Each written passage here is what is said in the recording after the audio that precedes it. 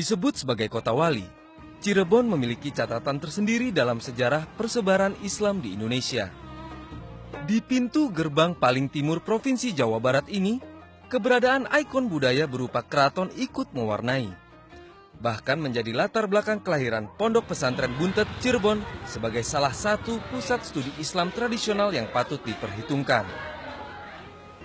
Syekh Muqayyim bin Abdul Hadi adalah seorang mufti atau penasihat agama yang menentang keras segala bentuk campur tangan Belanda terhadap penentuan kebijakan-kebijakan keraton. Pada tahun 1750, ia memutuskan untuk menepi dari hiruk-pikuk kekuasaan dan lebih memilih untuk menguatkan strategi dakwah keislaman secara langsung di tengah masyarakat. Melalui ijtihad sosok yang karib disapa Mbah Muqayyim inilah sejarah Pondok Pesantren Buntet Cirebon, Jawa Barat dimulai. Buntet diambil dari kata buntu, konon terinspirasi dari kisah penculikan putri Raja Galuh bernama Arumsari oleh makhluk buto ijo.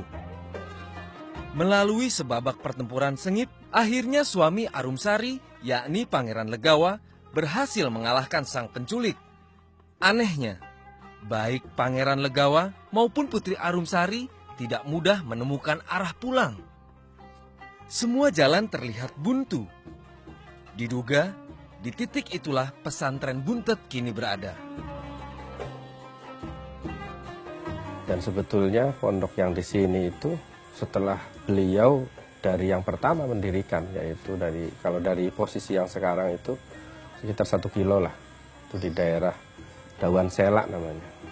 Di situ ada peninggalannya berupa kuburan santrinya yang meninggal dan dikubur di situ. Makanya dikenal dengan makam santri daerah situ itu. Nah, kenapa Mbah Muqayyim itu pindah? Ya karena ketidaksetujuan itu kemudian dikejar-kejar Belanda, sehingga kemudian pesantrennya dibakar. Maka kemudian Mbah Muqayyim pindah ke sini. Pondok Pesantren Buntet Cirebon, Jawa Barat tidak hanya menempa para calon penerus bangsa dengan sistem pendidikan tradisional berupa pembelajaran kitab kuning. Para santri juga bisa menempuh pendidikan formal dari tingkat ibtidaiyah, sanawiyah, aliyah, hingga disediakannya 2 kampus spesialis ilmu keperawatan dan pendidikan Islam. Khotimah, Elina, dan Aulia merupakan 3 dari ribuan santri yang mengenyam pendidikan di Pondok Pesantren Buntet.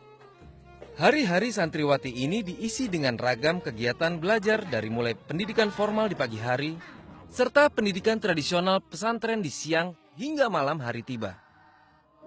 Kita diajarkan menjadi disiplin, dewasa, dan kita mengerti arti kebersamaan dari jauhnya dari orang tua, dan kita melewati semua itu sendiri, juga semua serba bersama.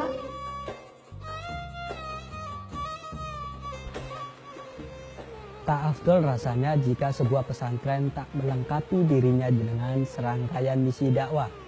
Pun pesantren Buntet tidak cuma aktif dalam syiar keagamaan Islam, tetapi juga dikenal lantang dalam menyuarakan wawasan kebangsaan dan cinta tanah air. Pesantren Buntet termasuk yang meyakini bahwa NKRI adalah harga mati. Tak ayal, para kiai di dalamnya pun mengamanatkan kepada santrinya agar terus merawat dan menumbuhkan rasa cinta kepada bangsa dan negara. Bahwa pesantren dengan bangsa, dengan negara itu tidak bisa dipisahkan. Khususnya adalah Islam.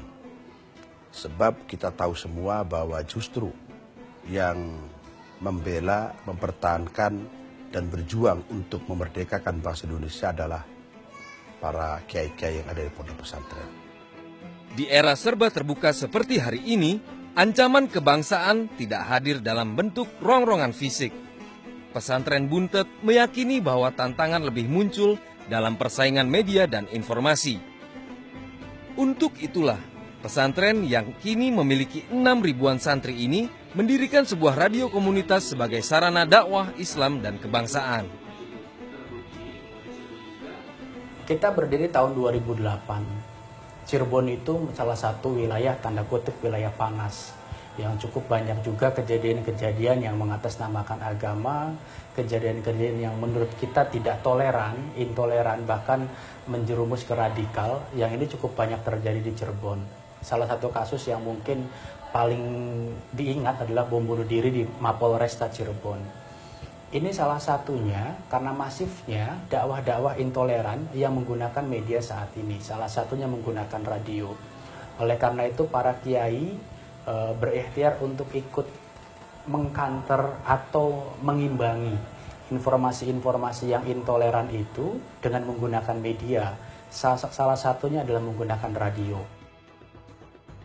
Indonesia merupakan negara kepulauan, sukunya cukup banyak, masyarakatnya cukup banyak juga, sehingga kita harus bisa menjaga toleransi antar umat beragama, sehingga kita bisa menciptakan negara kesatuan Republik Indonesia yang damai, aman, dan bebas sentosa. BES FM merupakan singkatan dari Buntet Pesantren FM.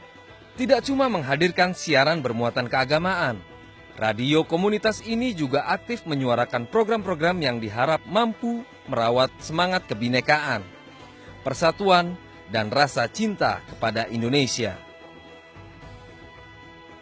Pondok Pesantren Buntet, Cirebon, Jawa Barat, pada akhirnya terus menjelma sebagai salah satu benteng moral sekaligus pemupuk rasa persatuan Indonesia.